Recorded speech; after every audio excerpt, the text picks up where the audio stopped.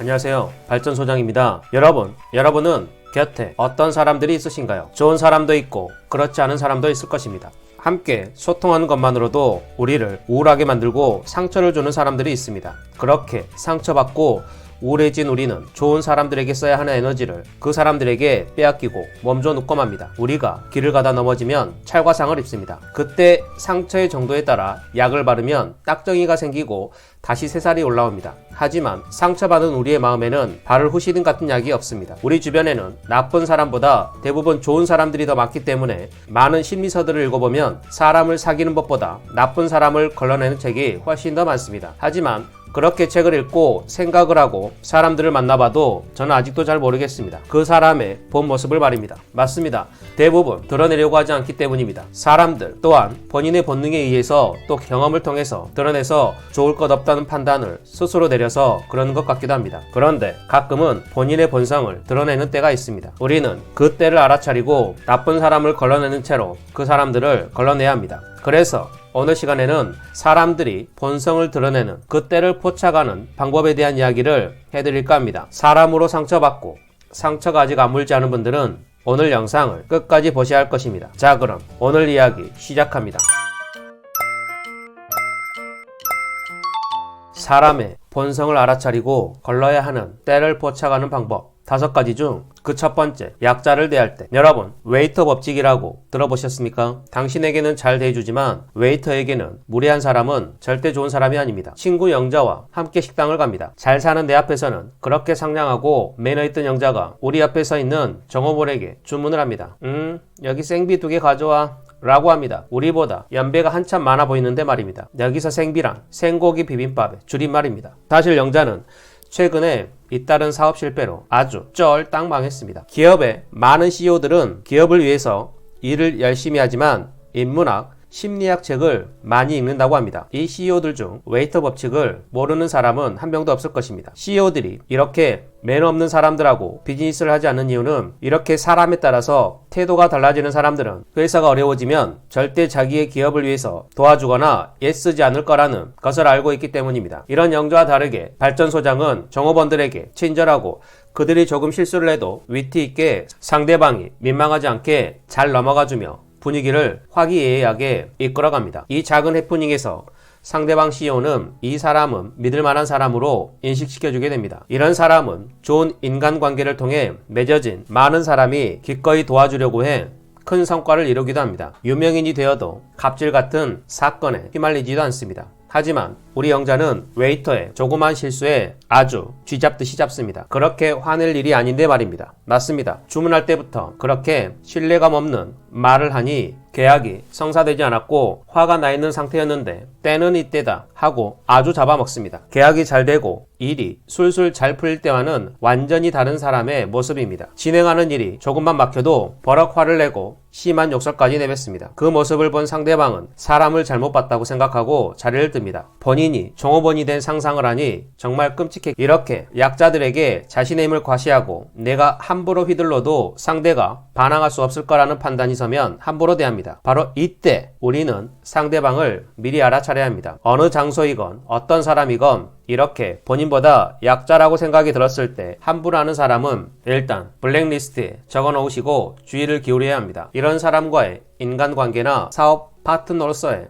관계는 대부분 그 끝이 좋지 않기 때문입니다. 두 번째, 같이 놀 때. 여러분은 시간적 여유가 있거나 쉬는 날에는 주로 무엇을 하면서 시간을 보내시나요? 요즘에 저는 독서, 글쓰기, 영상 제작 중이지만 작년까지만 해도 운동도 좋아했고 맛집 찾아다니고 술 마시고 유튜브 보고 넷플릭스 보고 나이트 다니고 그렇게 지냈습니다. 저는 놀 때도 정말 열심히 놀았던 것 같습니다. 하지만 이런 놀이 문화를 같이 할 때 그때 우리는 그 사람의 본성을 알아차릴 수가 있습니다. 술을 한 잔 마시고 당구나 볼링을 치면 평소에 볼 수 없었던 그 사람의 본성이 나옵니다. 남자들은 보통 진 사람이 게임비를 내는 내기를 합니다. 그것을 피복이라고 합니다. 그때 어떻게든 이기려고 꼼수를 쓰거나 앞에서 깐족거리는 사람들이 있습니다. 맞습니다. 바로 저였습니다. 그렇게 상대의 심리를 건드립니다.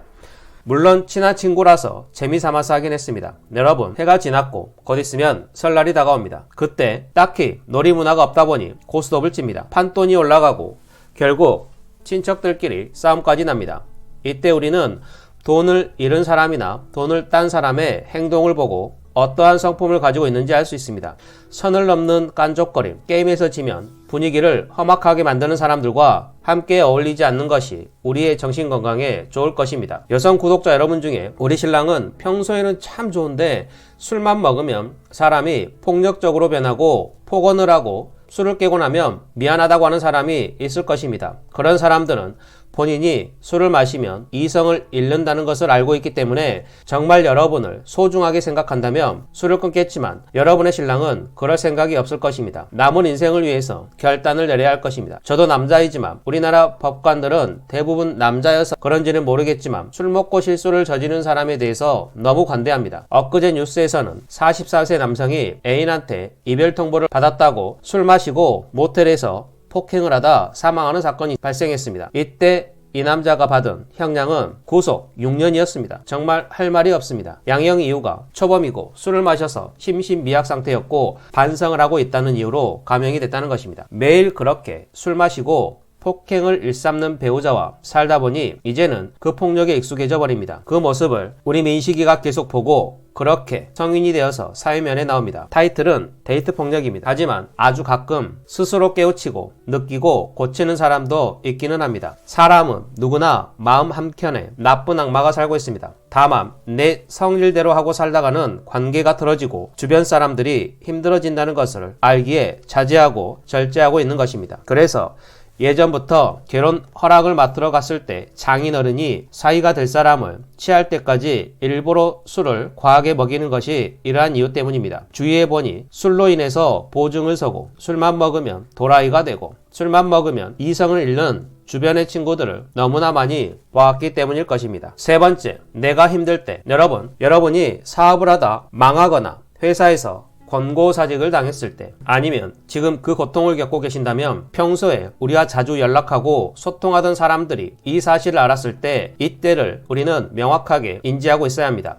이때 우리는 우리 주변 사람들의 행동을 보면 그 사람이 우리에게 대했던 본성을 엿볼 수 있을 것입니다. 우리가 그렇게 사업에 실패하고 힘을 잃었을 때 말과 행동이 달라지는 사람들이 생각보다 많았을 것입니다. 가족들 중에서도 말입니다. 다시는 재기하기 힘들다고 확고한 생각이 들기 시작하면 그 사람은 내가 잘 나갔을 때와는 다르게 우리에게 함부로 대하기 시작합니다. 그렇게 우리가 힘든 시간을 보내고 그때 다시 일어난 사람들은 우리에게 진심으로 대해준 사람을 평생 잊지 않고 가슴에 간직하고 살아갑니다. 물론 우리 스스로를 뒤돌아보는 시간도 가져야 합니다. 우리가 잘 나가고 승승장구할 때 사람들에게 함부로 대하지 않았나 말입니다. 저는 재작년에 권고사직을 당하고 바로 일자리를 알아보고 일을 시작해서 큰 데미지가 없었지만 사업을 하는 사람들은 저와는 상황이 다를 것입니다. 정말 바닥을 지나 지하 10층까지 추락했을 것입니다. 그렇게 망하니 나를 괄시하던 사람들이 또 잘되니 친한 척하고 다가오니 말입니다. 저는 글로벌 애셋 코리아라는 GA라는 통합보험에 생명, 화재, 보험 코드가 2개 있습니다. 그 일도 잠깐 했었는데 일단 그때는 나이도 어리고 타지 생활을 하던 차라 아는 사람이 없어 가까운 지인, 친구들에게 보험을 들어달라고 전화를 했었습니다. 그때 친구들의 반응, 지금 당장은 필요 없는데 필요하면 말할게. 그게 좀... 야, 고향 내려오면 연락이나 해라. 소주나 한잔하자. 이런 대답이었습니다. 친구들 입장에서는 충분히 할 수 있는 통상적인 말입니다. 하지만 일부 친구들은 개정색을 하면서 목소리가 차가워집니다. 어떤 친구는 말이 끝나지도 않았는데 전화를 끊어버리는 친구도 있었습니다. 그렇게 학창 시절을 같이 보냈고 경조사도 잘 챙겨준 친구인데 말입니다. 이때 정말 사람에 대한 정의를 다시 한번 썼던 것 같습니다. 그렇게 바닥을 친 덕분에 정말 진정한 멋을 알게 됩니다. 영국의 옥스퍼드의 한 대학의 심리학과 교수는 연구 논문을 위해서 자기가 지금 학교에서 잘리고 집도 경매로 넘어가게 생겼는데 좀 도와달라는 전화를 친분이 있는 사람들에게 전했을 때 바로 전화를 끊는 사람, 힘들면 언제든지 이야기하라는 사람, 큰 돈은 힘들지만 작은 돈이라도 돕겠다는 사람 등이 있었다고 합니다. 물론 이 교수는 자기가 해야 할 일이기 때문에 어쩔 수 없이 했던 실험이지만 이런 예시를 들어드리면 꼭 따라하는 사람들이 있습니다. 제발 집에서 따라하지 마시기 바랍니다. Don't try this at home. 하지만 여러분, 이러한 일들은 우리의 인생에서 자연스럽게 일어나는 일이 아닌가 싶습니다. 우리에게 이익만 취하려고 했던 친구나 믿음이 부족했던 영자 같은 친구는 이러한 상황에서 굳이 관계를 이어갈 필요가 없기 때문입니다. 내가 진짜 친구라고 믿었더라도 이 믿음이 우리만의 착각이고 나만의 일방통행이었다고 생각하시면 됩니다. 그래야 충격이 완화될 것입니다. 그래서 힘든 일을 겪으셨거나 지금 상황이 힘드신 분들이라면 다시 재기하기 위해서 지금 들고 있는 소주잔을 내려놓고 일단 하루에 1분 전력 질주로 달리기를 시작하는 것입니다. 여러분, 하루는 24시간이고 1시간은 60분입니다. 우리는 그렇게 하루에 1440분을 사용할 수 있습니다. 이 긴 시간 동안 딱 1분만 뛰어보시기 바랍니다. 그렇게 뛰고 난 후 여러분의 왼쪽 가슴에서 뛰는 심장 소리를 느껴보시기 바랍니다. 절대 이대로 무너지시면 안 됩니다. 제 말 믿고 이렇게 하루에 1분 전력 질주 하기 딱 일주일만 해보시기 바랍니다. 그리고 쿵쾅쿵쾅 뛰는 나의 심장 소리를 느껴보시기 바랍니다. 그렇게 일주일이 지나면 제가 왜 뛰라고 했는지 느끼실 것입니다. 그렇게 체력을 키우고 다시 재기할 힘을 키우고 주변 사람들을 하나씩 정리하는 작업을 뇌가 깨어있을 때 하시기 바랍니다. 인생 후반전을 위한 발판의 도구로 삼아 보시기 바랍니다. 제가 재작년 권고사직을 당하고 이렇게 1년간 미친 듯이 열심히 살아오고 있는 것처럼 말입니다. 여러분도 할 수 있습니다. 그러기 위해서는 지금 내 손에 있는 술, 담배는 내려놓고 일단 1분만 뛰십시오. 2분도 필요 없습니다. 그럼 오늘 영상이 끝나면 여러분은 무엇을 해야 할까요? 맞습니다. 바로 옷을 입고 신발끈을 꽉 묶으시기만 하면 됩니다. 네 번째, 내가 성공했을 때 여러분, 제가 문제 한번 내보겠습니다. 맞추시는 분은 붕어빵 3마리. 어려울 때 슬픔을 같이 나누는 친구가 진짜 친구일까요? 아니면 잘 됐을 때 기쁨을 같이 나누는 친구가 진짜 친구일까요? 자, 5초 드리겠습니다. 5, 4, 3, 2, 1, 땡! 다 틀렸습니다. 둘 다 진짜 친구입니다. 붕어빵 3마리는 제가 먹겠습니다. 사촌이 땅을 사면 배가 아프다라는 속담이 있습니다. 남이 잘 되는 것을 기뻐해주지 않고 오히려 질투하고 시기하는 경우를 비유적으로 이루는 말입니다. 겉으로는 칭찬해주는 척하는데 뒤돌아서는 진짜 배 아파합니다. 학교 다닐 때 생긴 것도 별로고 공부도 못하고 주근깨 나고 가슴도 작고 엉덩이도 처지고 뭐 하나 잘난 것 없는 미정이가 서방 잘 만나서 사모님 소리를 듣고 사니 우리 영자는 오늘 배 아파서 발버둥을 칩니다. 며칠 뒤 영자는 동창 모임에 나갑니다. 미자랑 미정이가 한참 이야기를 나눕니다. 미자는 결혼으로 인생 역전한 미정이에게 어디 살아? 무슨 차 타고 다녀? 라며 꼬치꼬치 캐묻습니다. 정말 고급 아파트에 펜트하우스에 살고 벤틀리를 타고 다닌다고 합니다. 영자는 배알이 꼴려서 참지 못하고 옆에서 듣다가 별것도 아니구만, 뭐 그런 걸로 이렇게 난리야? 라고 화를 냅니다. 내가 성공하면 이렇게 축하 대신 배 아파하고 오히려 화를 내고 좋지 않은 말을 하는 사람들이 있습니다. 이런 사람들도 믿고 걸러야 하는 블랙리스트에 적어 놓아야 합니다. 순간 욱해서 한 번쯤은 그러려니 이해하겠지만 지속적으로 공격을 하거나 비아냥거리면 관계를 정리해야 합니다. 어쩔 수 없이 한 번씩 봐야 하는 사이라면 적당한 선을 그어서 거리를 유지하거나 좋은 일이 있어도 굳이 말하지 않는 것이 우리의 정신건강에 좋을 것입니다. 마지막 5번째, 내가 잘 챙겨줬을 때. 우리 영자랑 오늘 또 스벅에서 커피를 마십니다. 영자는 자연스럽게 본인의 지정석으로 가서 앉습니다. 이제 알아서 사오겠거니 하고 메뉴 이야기도 안 합니다. 나는 오늘 또 커피를 사다 바칩니다. 진동벨이 울려도 내가 갑니다. 집에서는 내가 서열 1위인데 영자는 내 앞에서 여왕 노릇을 합니다. 이렇게 다른 사람의 호의를 권리로 생각하는 사람들이 있습니다. 물론 처음 한두 번은 고맙다고 했지만 내가 그냥 앉아있어, 내가 살게, 내가 가져올게 했더니 이제는 당연하게 생각합니다. 버릇을 잘못 들임, 내 잘못도 있는 것 같기는 하지만 다른 엄마들을 만나면 이런 사람이 단 한 명도 없기에 당황스럽습니다. 대부분 내가 한번 사면 다음에는 본인들이 사고 본인들이 커피를 가져왔으니까요. 이 사람도 블랙리스트에 적으시기 바랍니다. 아예 처음부터 호의를 베풀어도 입에 자물쇠를 잠그고 있는 사람은 그냥 믿고 걸러야 합니다. 리스트에 적을 필요도 없습니다. 우리는 중년이 되면 부자 친구도 있고 형편이 어려운 친구도 있습니다. 아무래도 여유 있는 친구가 더 많이 사는 편인데 오늘 그 친구가 평소처럼 밥값을 내줬는데 고맙다는 말을 깜빡했다면 우리도 어느새 익숙함에 실수를 한 것입니다. 여러분, 지금 우리는 남욕할 때가 아닙니다. 세상에는 당연한 것은 단 하나도 없음을 알아야 합니다. 여러분이 지금 들고 있는 핸드폰, 내가 입고 있는 옷, 내 집, 내 차, 우리 집에 있는 물건들 다 어디서 나셨습니까? 물론 우리가 돈을 벌어서 그만한 값을 지불하고 샀겠지만 그 물건들을 만든 사람들의 수고가 있었기 때문에 우리가 지금의 편안함을 누리고 살고 있는 것입니다. 여기서 우리가 하나 눈여겨봐야 할 점은 우리가 얼마나 잘해주느냐입니다. 우리는 내 친구나 지인이 도와달라고 하면 성심성의껏 도우려고 합니다. 내 친한 친구이고 좋은 사람이라고 알고 있기 때문에 최선을 다해서 도와줍니다. 하지만 그렇게 한 번 도와줬더니 2번, 3번, 4번 이렇게 끝도 없이 도움을 요청하는 사람들이 있습니다. 자, 블랙리스트에 메모하시기 바랍니다. 계속 끌려다니면 우리의 소중한 시간, 돈, 에너지가 바닥이 납니다. 이런 사람들은 밑 빠진 독에 물 붓는 격이 되어서 만족을 모릅니다. 때로는 지금까지 해준 게 아까워서 계속 끌려가는 사람도 있습니다. 여러분, 이 종목은 애초에 상장 폐지될 작전주였습니다. 지금 당장 손절하세요. 여러분은 연애를 할 때 처음부터 상대방에게 올인하면서 몸 주고 마음 주고 다 주셨습니까? 아니면 밀당을 하면서 관계를 유지하고 계십니까? 여러분, 제가 지금은 착하게 살고 있었지만 예전 영상에서도 말씀드렸듯이 저는 소시적의 카사노바였습니다. 본성이 착한 사람들은 본인과 반대되는 나쁜 사람에게 끌린다는 심리적인 원리를 이용해 정말로 여자 여럿 울렸습니다. 자꾸 구라친다고요? 못 믿겠으면 우리 미정쌤에게 물어보시기 바랍니다. 아무튼 저는 그녀들의 마음을 흔들면서 그녀들이 어떠한 부탁을 하면 듣는 둥 마는 둥 하다가 정말 삥아리 눈물만큼 정말 아주 가끔 도와줍니다. 때로는 듣는 척도 안 합니다. 어디 안 여자 목소리가 담장을 넘어가고 있어 라고 언성을 높이기도 했습니다. 아무튼 그래서 지금 저는 혼자 외롭게 쓸쓸히 살고 있습니다.